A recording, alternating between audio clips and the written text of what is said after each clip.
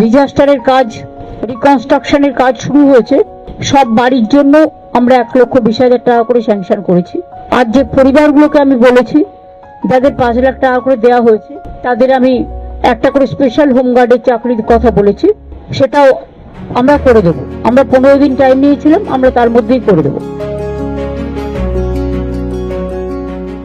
যারা খুব ভালো কাজ করেছে তাদের আমরা একটা অ্যাওয়ার্ডও দেবো, মানে সিভিল ডিফেন্স বলুন, আপনার ফায়ার ব্রিগেড বলুন, লোকাল বলুন, পুলিশ বলুন, হেলথ বলুন, তাদের একটা অ্যাওয়ার্ডও দেবে।